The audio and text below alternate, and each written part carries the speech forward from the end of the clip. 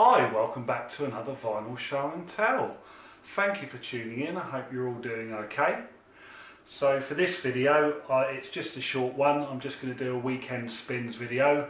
If you're watching this when it's going out, as it's gone out, you'll notice it is a bit on the early side, but I've kind of already thought about what to spin over the weekend, so I've picked it all out, so I thought I might as well do the video and show it off now. So here we go. There's no finds at the moment. I haven't really been buying at the moment. The reason being is I've got hopefully a couple of buying trips coming up in the next couple of weeks. If I have, I will be doing some videos about them, so obviously stay tuned for those if interested. So anyway, let's see what we've got. So first off, we've got fantastic record, this one. This is by Lucifer's Friend. This is a German band, German hard rock progressive band. This was from 1971, I think, although I am going to just check the label very quickly. Where are you? It doesn't say. I think it's 1971. It's either that or 1970.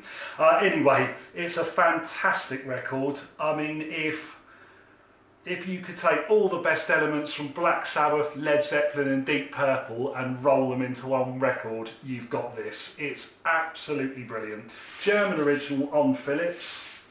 The singer for the band, John Lawton, later went on to join Uriah Heep. In the later 70s, he was their second lead singer.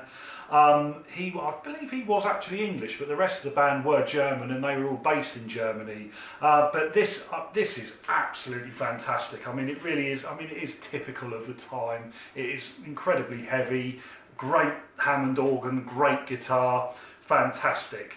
They were the albums that follow them were all quite different, to be fair. Their second record was pretty experimental. Then they took a much more commercial vein on the third one, and then the fourth one is different even still. It's kind of more jazzy.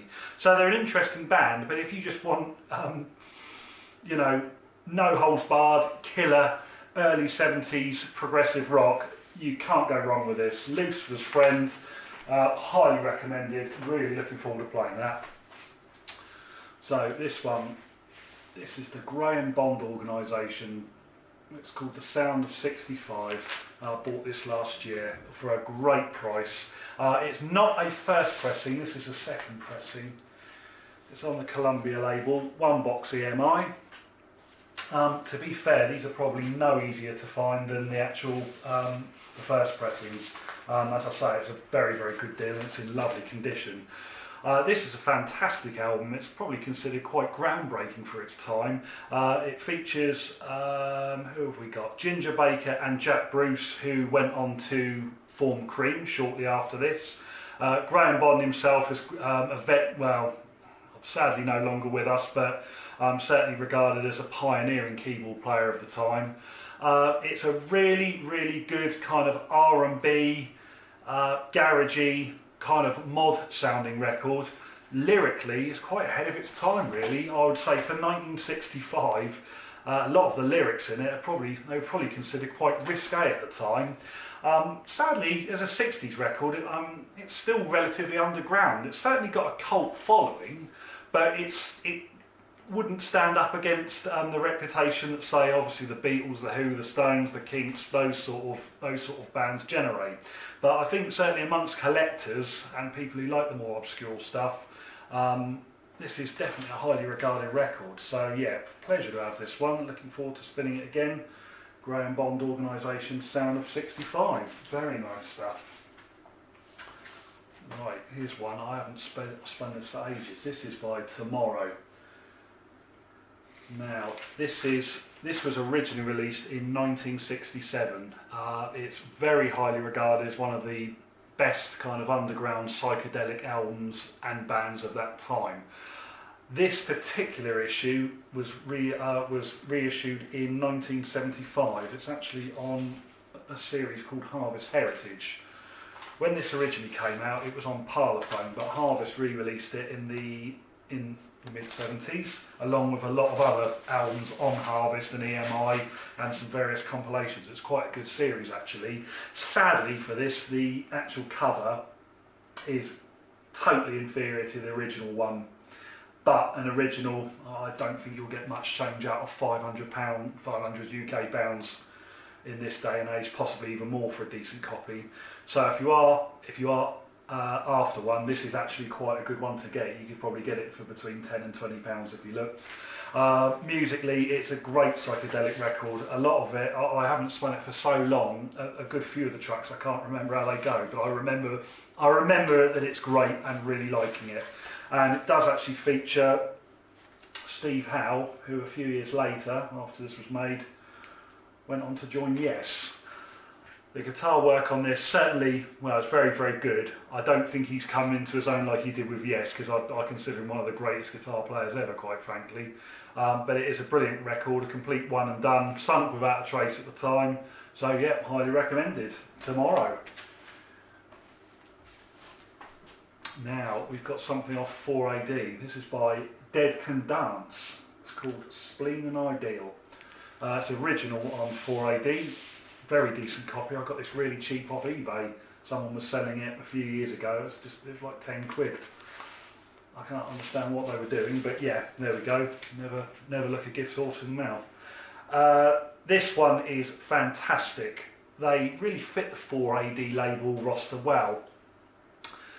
It's kind of could be described as modern classical. It's lots and lots of kind of chanting, orchestrations, very, very ethereal in places. This one in particular has a few sort of rockier tracks amongst it. A lot of it just, yeah, it sounds like a sort of, every album they do almost sound like film soundtracks to films that were never made. Even though I think one or two of their albums were actually film soundtracks, but I don't believe this one was.